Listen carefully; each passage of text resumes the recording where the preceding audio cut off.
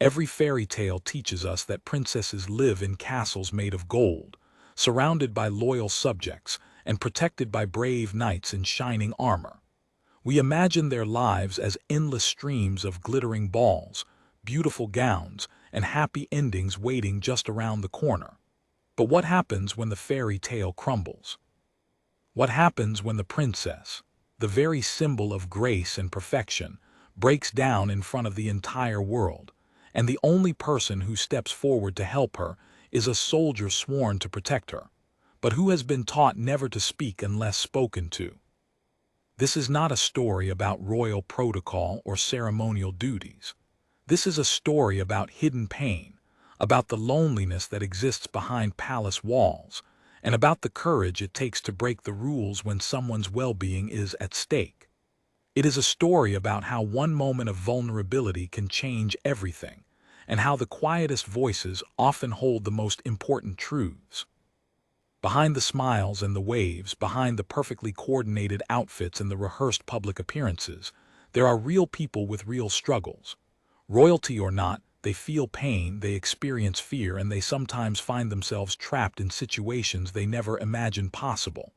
Princess Charlotte was the perfect princess, the one everyone admired, the one who never put a foot wrong. Until she did.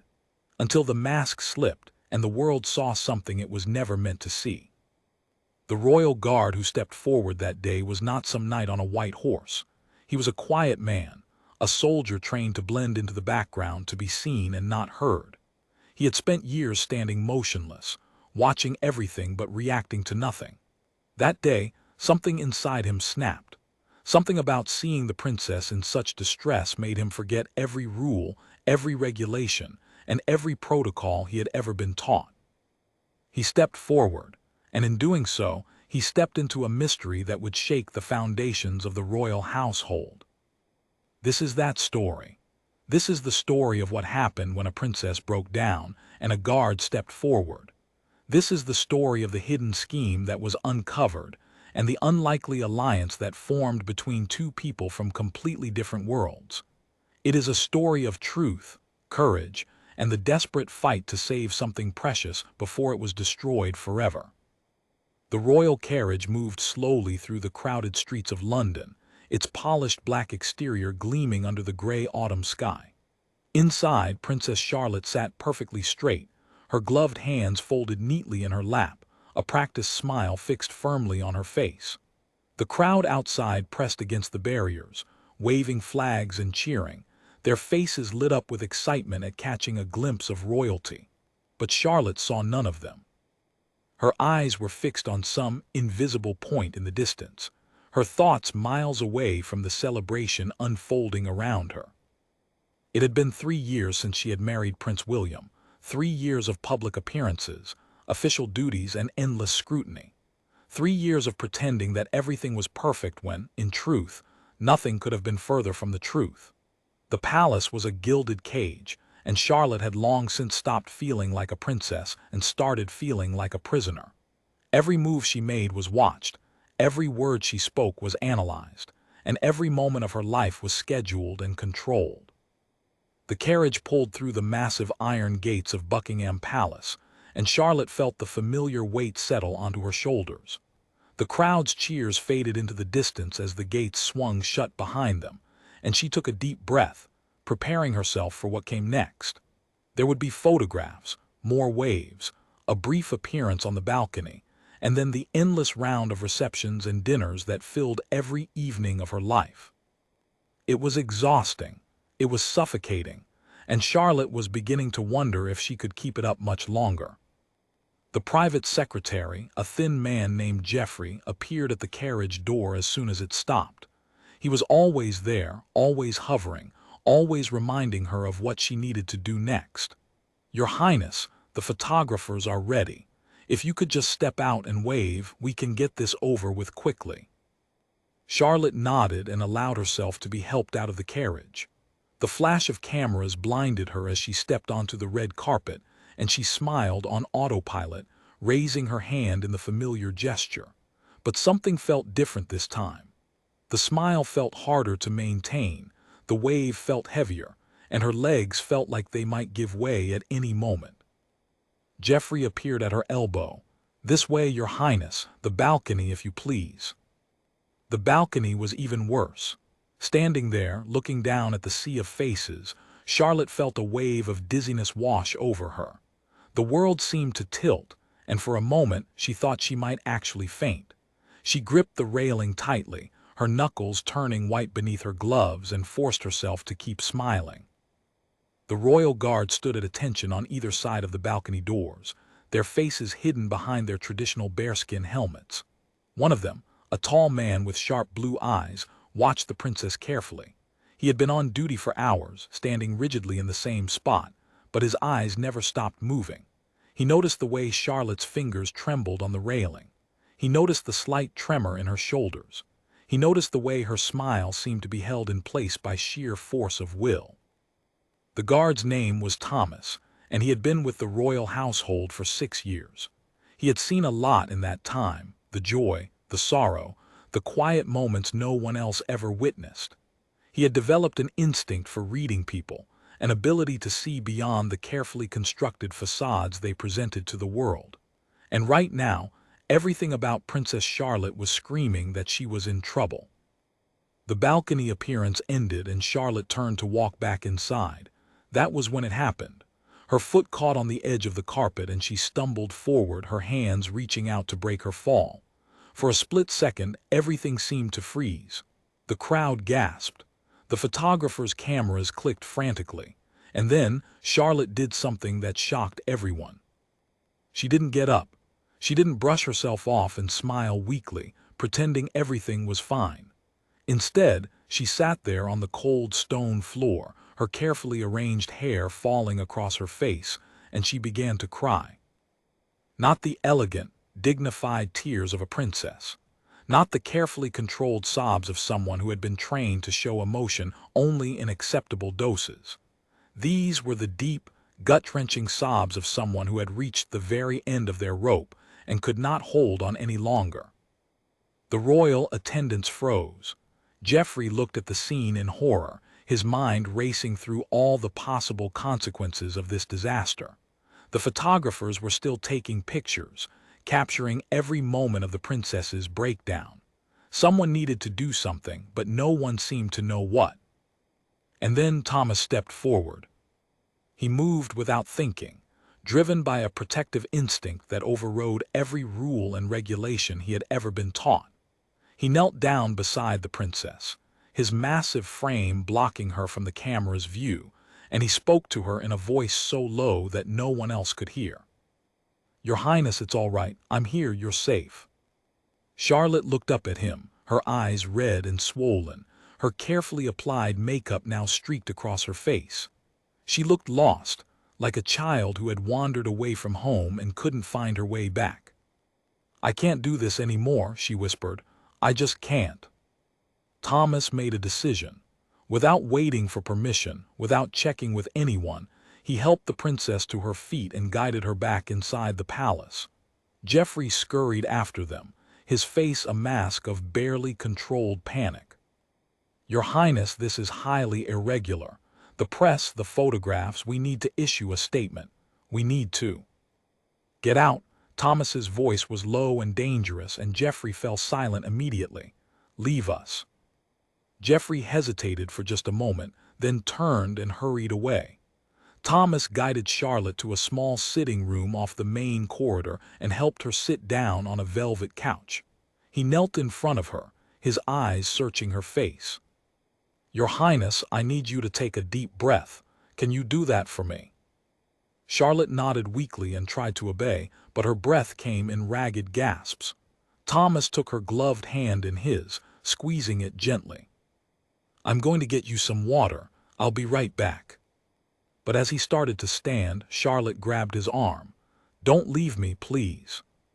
Thomas looked at her, really looked at her. And he saw something that made his blood run cold. Behind the tears and the exhaustion, behind the desperation and the pain, there was fear. Real, genuine fear. She wasn't just upset. She was terrified. "Your Highness, what is it? What's happened?" Charlotte opened her mouth to speak, then closed it again.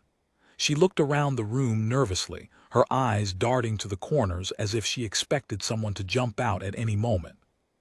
"They're watching," she whispered. "They're always watching." Thomas followed her gaze, but there was no one there. The room was empty except for the two of them. And yet he could feel it too, the sense of being watched, the feeling that hidden eyes were tracking their every move. "Who is watching, Your Highness?" Charlotte's face crumpled and she began to cry again. "Everyone, they're all part of it, I thought. I thought I could trust him, I thought he loved me. But it was all a lie, it's all been a lie." Thomas felt a chill run down his spine. "Your Highness, you're not making sense. Please, you need to tell me what's happened." But Charlotte just shook her head, burying her face in her hands. "I can't. If I tell you, they'll hurt you too. They'll destroy you." Thomas had been a soldier. He had been in dangerous situations, had faced enemies with weapons and threats, had put his life on the line for his country, but nothing had ever prepared him for this. The Princess of England, a woman who had everything, sitting in front of him crying like her world was ending, convinced that someone was out to get her. He made a decision. "Your Highness, I want you to listen to me carefully. I am a member of the Royal Guard. My job is to protect you and the other members of the royal family. No matter what's happening, no matter who is involved, I will keep you safe. Do you understand me?" Charlotte looked up at him, hope flickering in her eyes for the first time. "You promise?" "I promise." She took a deep, shuddering breath. "It's William. He's not who everyone thinks he is. He's been poisoning me. Little by little every single day, making me sick, making me weak." Thomas felt the floor fall away beneath him. "Your Highness, that's a very serious accusation. Prince William is—" "I know what he is." Charlotte's voice rose in a desperate cry. "I know what everyone thinks he is. The perfect husband, the devoted prince. But it's all a lie. He needs me out of the way. He needs me to be too ill to fulfill my duties. Because if I can't perform my royal functions, then he can take control. He can." She broke off, trembling violently. Thomas reached out and put a steadying hand on her shoulder. "Your Highness, I believe you, but I need you to be very careful. If what you're saying is true, then you're in grave danger. We need to find proof. We need to be strategic. We can't just—" A sound in the corridor made them both freeze. Footsteps, coming closer. Thomas was on his feet in an instant, positioning himself between Charlotte and the door. "Your Highness, stay behind me." The door opened and Prince William himself stepped into the room. He was smiling, but there was something cold in his eyes. "Charlotte, darling, I heard you had a bit of a fall. Are you all right?" Thomas didn't move. He could feel Charlotte trembling behind him, could hear her ragged breathing. William's smile widened, but it didn't reach his eyes. "Guard, you can leave us now." Thomas stayed where he was. "Your Highness, the princess has had a shock. I think it would be best if she had a moment to compose herself." William's expression changed, the smile dropping away like a mask. "I don't recall asking for your opinion. Leave, now." For a moment, Thomas thought about refusing. Every instinct was screaming at him to protect Charlotte, to keep William away from her. But he knew that if he refused, he would be escorted out by force, and that would leave Charlotte even more vulnerable. He stepped aside, but as he passed William, he made eye contact and spoke in a low voice. "I'll be right outside. If you need anything, just call." Charlotte nodded almost imperceptibly, and Thomas walked out of the room. He took up his position outside the door, his ears straining to hear what was happening inside. But he couldn't hear anything, just silence. And that silence was more terrifying than any scream could ever be. The days that followed the princess's breakdown were strange and unsettling. Charlotte returned to her public duties as if nothing had happened, smiling and waving as if she hadn't shattered into 1,000 pieces on the palace balcony. The press speculated wildly about what had caused her episode, with theories ranging from exhaustion to pregnancy to marriage troubles. The palace issued a brief statement about a minor health concern, and refused to comment further. But Thomas knew better. He had seen the princess's face, had heard the terror in her voice, and he had made a promise to keep her safe. He tried to find moments alone with her, moments where he could check on her, confirm that she was still all right. But it was nearly impossible. Every time he got close, someone was there to redirect him. Geoffrey, the private secretary, who seemed to be everywhere at once. The lady-in-waiting, a cold woman named Margaret who never smiled. Even the other guards seemed to have been given orders to keep Thomas away from the princess. It made him suspicious. It made him wonder just how deep this conspiracy went. Thomas started watching. He began paying attention to things he had previously overlooked, the small details that might seem insignificant but could be pieces of a larger puzzle. He noticed that Charlotte was always accompanied by at least one person, rarely allowed to be alone for even a moment. He noticed that she had started looking paler, thinner, that there were dark circles under her eyes that even the most skilled makeup artist couldn't completely hide. He noticed that Prince William had changed his routine. He was spending more time with his advisors, less time with his wife. He looked pleased about something, but it was a cold, calculating kind of pleasure that made Thomas's skin crawl. One afternoon, Thomas found himself stationed outside Charlotte's private sitting room.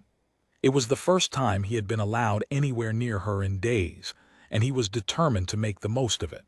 The room was supposed to be empty, but Thomas had seen movement through the keyhole, a flash of pale blue silk that could only belong to the princess. He waited until the corridor was clear, then knocked softly on the door. "Your Highness, it's Guard Thomas, may I speak with you?" There was a pause, and then the door cracked open just enough for Charlotte to peer out. Her face was drawn, and there was a new look in her eyes, something that might have been despair. "Thomas, you shouldn't be here. They'll find out." "I don't care. I need to know if you're all right." Charlotte opened the door just wide enough for him to slip inside, then closed it quickly behind him. The room was dark, the curtains drawn, and Thomas was struck by how small and fragile Charlotte looked in the dim light. "I've been trying to reach you for days," Thomas said. "Every time I get close, someone pulls me away. What's going on?" Charlotte sank onto a nearby chair, her hands trembling. "They're keeping me isolated. William says it's for my own good, that I need to rest and recover from my episode. But I know what he's really doing. He's trying to make sure I can't talk to anyone." "Talk to anyone about what? The poison?" Charlotte nodded. "I was right, Thomas. He's been doing it for months, putting something in my tea and my food. A little at a time so that I would just seem tired and unwell. Nothing dramatic, nothing that would raise alarms. Just enough to make me weak, make me unable to perform my duties." Thomas felt his anger rising. "He's trying to make you sick so he can take over your responsibilities." "Not just my responsibilities." Charlotte's voice was barely a whisper. "My title, my position. He wants to be the sole ruler, the one with all the power. He's been planning this for years, Thomas, years." "How do you know all this?" Charlotte laughed, a bitter sound with no humor in it. "Because I found the evidence. I found a hidden file on his private computer, documents about the poison, about the people he's bribed to keep quiet. He thought I was too stupid to notice, too naive to figure out what was really happening." "And you haven't gone to anyone? The police, the other members of the family?" "There's no one to go to." Charlotte's voice was bleak. "William has corrupted everyone. He's bought off advisors, threatened journalists, even convinced my own family that I'm unstable. If I try to accuse him, he'll just say I'm having another breakdown. They'll lock me away, Thomas. They'll lock me away and throw away the key." Thomas felt the weight of her despair pressing down on him. "Your Highness, there has to be something we can do, some way to expose him." But even as he said it, he knew it wouldn't be that simple. Prince William was powerful, connected, and ruthless. Going up against him would be like fighting a hydra. Cut off one head and two more would grow in its place. "There is something you could do," Charlotte said quietly, "but I don't know if I can ask it of you." Tell me. She looked up at him, and Thomas could see the fear in her eyes. But there was something else too, a flicker of determination that had been missing before. There's a hidden safe in William's private study. Inside it, there are documents, proof of everything he's done. The names of the people he's bribed, records of the payments, medical reports that show what he's been giving me. If we could get those documents, we could expose him. Thomas felt his heart rate quicken. Breaking into a prince's private study, stealing evidence from a royal safe, it was a crime that could get him imprisoned for the rest of his life. But when he looked at Charlotte's face, he knew he didn't have a choice. Tell me everything. Where is the safe? How do we get into it? What do we need to do? Charlotte moved closer, her voice dropping even lower. William has a private study in the east wing of the palace. He keeps it locked at all times, and the only key is on his person. But there's a way in. There's a hidden passage, an old servant's corridor that connects to a room behind the study. I discovered it by accident a few months ago when I was exploring the palace. A hidden passage, like in the movies. Charlotte almost smiled. Almost exactly like in the movies. The palace is old, Thomas. It's been renovated and expanded over the centuries, and there are secrets everywhere. The passage is narrow and dark, but it's the only way in without using the main door. And the safe, how do we get into it? William is arrogant. He believes he's above everyone else, so he doesn't worry about security the way he should. The safe is a simple combination lock. I know the combination because I saw him enter it once when he thought I wasn't watching. But there's a problem. What?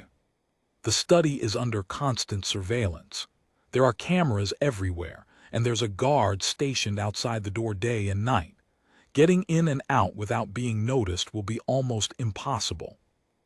Thomas thought for a moment. The cameras I can handle. I know the guard rotations, the patrol schedules, the places where the cameras have blind spots, but we'll need a distraction. Something that will draw everyone away from that part of the palace. Charlotte sat up straight, her eyes brightening with sudden excitement. The international dinner. It's happening this Friday night. All the senior staff will be occupied, and William will be hosting the foreign dignitaries in the main ballroom. It's the perfect opportunity. Thomas nodded slowly. It could work, but Your Highness, if we're caught. I know. Charlotte's voice was firm now, the fear replaced by determination. But I've been living in fear for too long, Thomas. I'm tired of being a victim. It's time to fight back. The plan began to form in Thomas's mind. It was risky, dangerous, and likely to get them both killed or worse. But he had sworn to protect the princess, and he intended to keep his word. On Friday night, then. I'll find a way to get you out of the dinner and we'll make our move. But we need to be careful. We only get one chance at this. Charlotte reached out and took his hand. Thank you, Thomas. I know I'm asking you to risk everything. Thomas squeezed her hand gently. You gave me a purpose, Your Highness. Before all this, I was just a guard, standing in the same spot day after day, watching the world go by. Now I have something to fight for. For a moment they just looked at each other, and in that moment something shifted between them. It wasn't romantic exactly. It was more than that, deeper than that. It was a bond forged in danger, a trust born from shared secrets. They were allies now, partners in a battle that would determine the future of the crown. Thomas left the room carefully, making sure no one saw him slip out. His heart was pounding, but his mind was calm. The plan was risky, but it was their only option, and Thomas was determined to see it through. The next few days were filled with tension. Thomas went about his duties as if nothing had changed, but inside he was calculating, planning, preparing. He noted every guard rotation, every camera blind spot, every moment when security was at its weakest. He also kept watch on Charlotte, and he noticed the small changes in her demeanor, the way she seemed to have found a new strength. It was almost time. 2 more days and they would make their move. On Wednesday evening, Thomas was finishing his shift when he was summoned to the office of the head of palace security, a stern-faced man named Commander Harris. Thomas had always had a good relationship with Harris, but this summons felt different. There was a tension in the air, a feeling of something about to go wrong. "Guard Thomas," Harris said, his face unreadable. "I've had reports that you've been spending an unusual amount of time near the princess's private quarters." Thomas kept his face carefully neutral. "I've been doing my duty, Commander. The princess is a valuable member of the royal family, and she deserves the highest level of protection." Harris's eyes narrowed. "That's very noble of you, but I have concerns. Concerns about your level of dedication, about the amount of time you're spending in areas where you shouldn't be." "Commander, I assure you." "I've also received reports," Harris continued, cutting him off, "that you have been seen leaving the princess's sitting room on more than one occasion. This is not acceptable, Thomas. You know the protocols. The only people allowed in the princess's private chambers are her personal staff. You, as a guard, are not authorized to be there." Thomas felt a chill run down his spine. Someone had been watching him. Someone had reported his visits to Harris. The conspiracy was deeper than he had imagined. "Commander, I can explain." "I don't want to hear your excuses, Thomas. I'm giving you a warning. Stay away from the princess. If I catch you anywhere near her quarters again, I will have you removed from your post and subjected to a full investigation. Do you understand me?" Thomas swallowed hard. "Yes, Commander." "Good, you're dismissed." Thomas walked out of the office, his mind racing. Someone had tipped off Harris. Someone knew that Thomas was getting too close to the truth, and that meant that their plan might have been compromised. He found Charlotte in the garden later that evening, feigning an interest in the flowers while she waited for him to pass by. He paused, ostensibly to check a gate latch, but really to speak to her. "Someone reported me to Harris. He's warned me to stay away from you." Charlotte's face paled. "Who?" "I don't know, but it means the plan is in danger. We need to move it up." "To when?" "Tomorrow night, before they have a chance to stop us." Charlotte nodded, her face grim. "I'll be ready." As Thomas walked away, he felt a new weight settle onto his shoulders. The plan was now more urgent, more dangerous, and more important than ever. They had to succeed, because failure would mean the end of everything. Part 3. The day of the dinner arrived with a cold, gray dawn. Thomas woke early, his stomach churning with a mixture of fear and determination. He went through his morning routine mechanically, checking his uniform, polishing his boots, making sure everything was in perfect order. It was important to look normal, to act normal, to give no one any reason to suspect what he was about to do. The palace was buzzing with activity. The international dinner was one of the biggest events of the year, with dignitaries from dozens of countries flying in for the occasion. The staff was rushing around in a controlled frenzy, making sure every detail was perfect. Thomas moved among them, his face carefully blank, his eyes taking in everything. He found Charlotte in her dressing room, surrounded by assistants and stylists. She was wearing a stunning gown of deep blue silk, and diamonds sparkled at her throat and ears. She looked every inch the princess, poised and regal and untouchable. But Thomas saw the tension in her shoulders, the slight tremor in her hands. He managed to catch her eye for just a moment, and in that moment they shared everything. The fear, the hope, the commitment to their plan. Charlotte gave him an almost imperceptible nod, and Thomas knew that she was ready. The dinner began at 8 o'clock.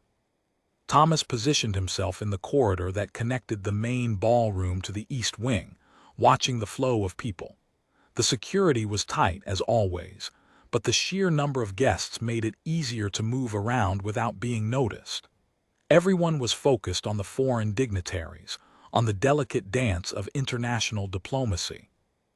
At exactly 9:15, the first phase of their plan went into action. Charlotte, who had been seated at the head table next to her husband, suddenly swayed in her chair. Her face went pale, and she reached out a hand to steady herself. A glass of water tipped over, sending liquid spreading across the white tablecloth. William turned to her with a concerned expression. "Charlotte, are you all right?" "I'm sorry," Charlotte said, her voice carrying just enough to be heard by those nearby. "I'm feeling a bit faint. I think I need some air." William's face tightened in irritation, but he couldn't be seen to be unsupportive in front of the international guests. "Of course, my dear. Perhaps you should go and rest for a while." The prefect, however, he knew her well enough to be suspicious of her condition as well. Yet, he summoned his loyal aide, Margaret, and whispered to her to escort the princess to her chambers and make sure she stays there. Thomas observed the scene from his post. The brief flash of defiance in Charlotte's eyes as she allowed herself to be guided out of the ballroom, and the barely concealed annoyance on William's face, these were good signs. All according to plan. Now he just had to wait for the right moment. 20 minutes later, he slipped away from his post. He moved through the palace's corridors with a speed born of practice, taking a route that avoided the main thoroughfares, using the servants' passageways that only the long-serving staff knew about. He arrived at the designated meeting point, an alcove just outside the entrance to the East Wing's old residence.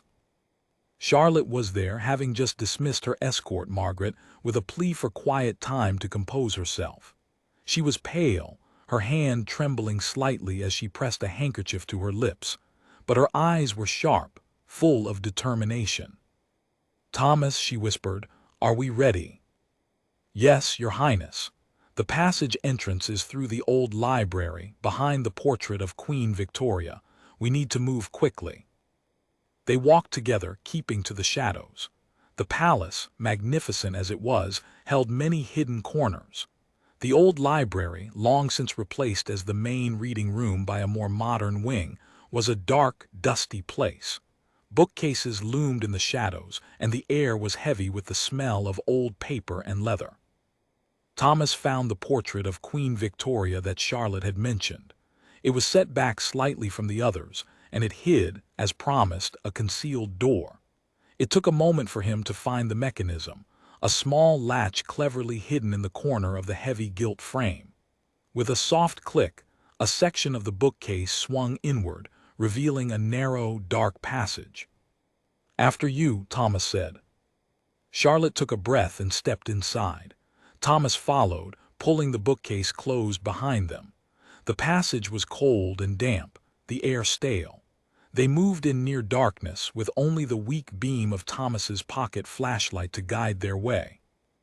The passage twisted and turned, descending a set of narrow stone stairs before leveling out again. Thomas counted steps in his head, mentally mapping their progress. He had studied the old palace floor plans. This passage should lead directly behind the east wall of William's private study. They stopped in front of a rough stone wall. Thomas ran his hand over the surface and found what he was looking for, a small, almost invisible seam. He pressed against a stone, and another door, this one equally hidden, swung open a few inches, revealing a sliver of light. Thomas put his eye to the gap. They were behind a large tapestry, one he recognized from the study.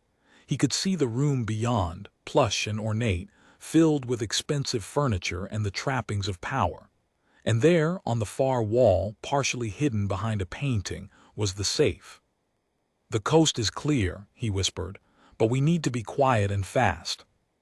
They slipped into the room, and Thomas immediately headed for the wall safe. Charlotte moved to the window, keeping watch. The combination Charlotte had seen William use was 4 numbers long. Thomas's fingers trembled slightly as he dialed them. Click, the safe opened. Inside was not a pile of cash or jewels. Instead, Thomas saw folders, thick with papers, and a small USB drive. He took them out, placing them carefully into the canvas bag he had brought. He was about to close the safe when a glint of metal caught his eye.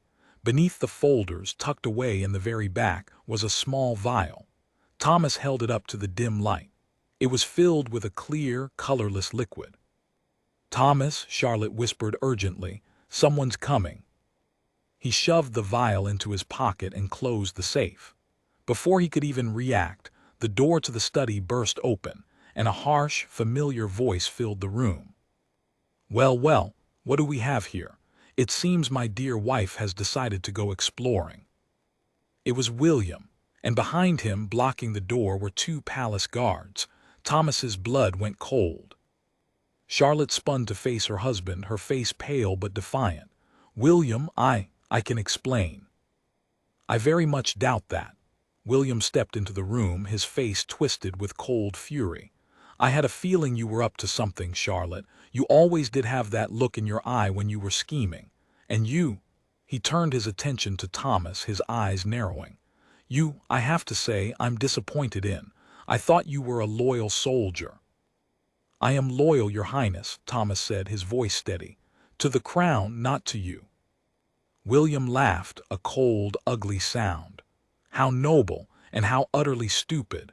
Do you really think you can just waltz in here, steal my personal effects, and get away with it?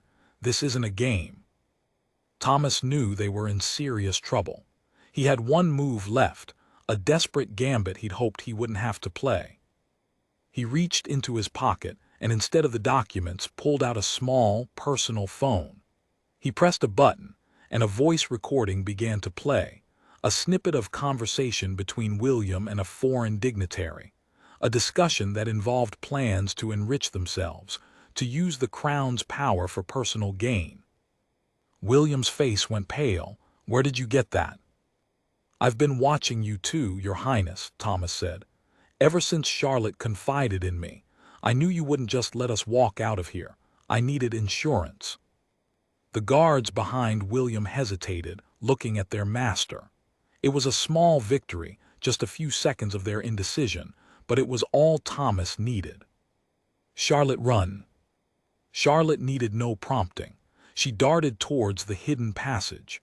Thomas followed, slamming a heavy bookcase over the entrance as they fled. They ran through the darkness, the sounds of shouting echoing behind them. They stumbled up the stairs into the old library and out into the main corridor. They didn't stop. They ran through the palace, away from the east wing, into the public areas. They emerged right in the middle of a crowd of foreign dignitaries, who gasped in surprise at the sight of a disheveled princess and a guard in torn uniform bursting out of a side door.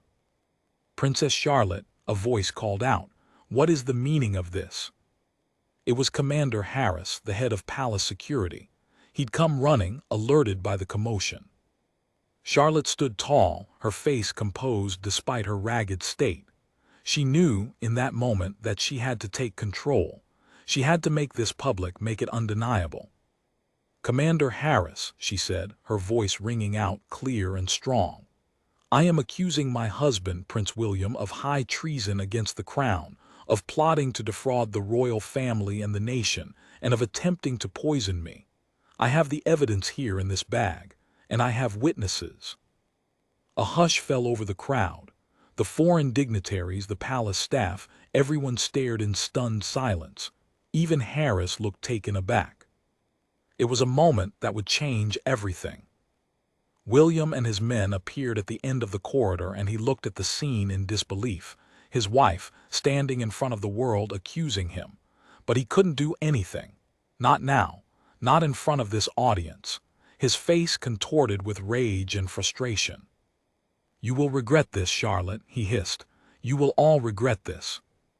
But Charlotte just looked at him, her eyes filled with a weary, resigned sadness.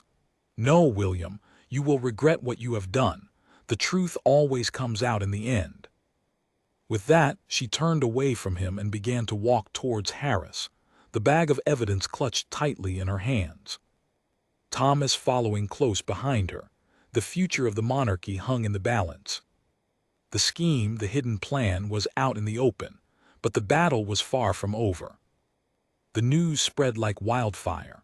Within hours, the story was everywhere, on every news channel, on every social media platform, on the front page of every newspaper.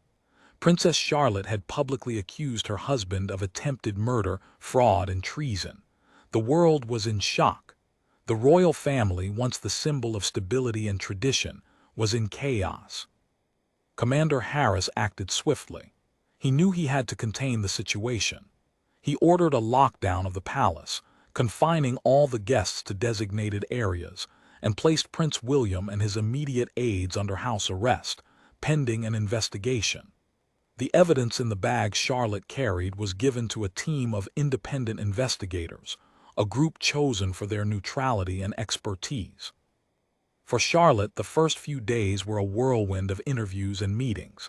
She was exhausted and emotionally drained, but she refused to back down. She had come this far and she would see it through. Thomas was by her side, a steady, reassuring presence. Their relationship had been forged in a crucible of danger, and it was strong. The investigation was thorough. The documents in the safe, the records of payments to foreign officials, the medical reports showing trace amounts of a slow-acting poison in Charlotte's system, the vial of liquid that Thomas had found, it all painted a damning picture. It was soon clear that Prince William had been running a criminal enterprise from within the palace, using his position to line his own pockets and to secure his own power. The political fallout was immediate. The government distanced itself from William, calling for a full inquiry. The other senior members of the royal family were forced to hold a press conference, expressing their shock and disgust at the revelations. The Queen, Charlotte's grandmother-in-law, released a statement saying she was deeply saddened by the events and that justice would be served. Charlotte and Thomas became household names. People were captivated by their story, the princess who had been betrayed by her husband, and the guard who had risked everything to save her.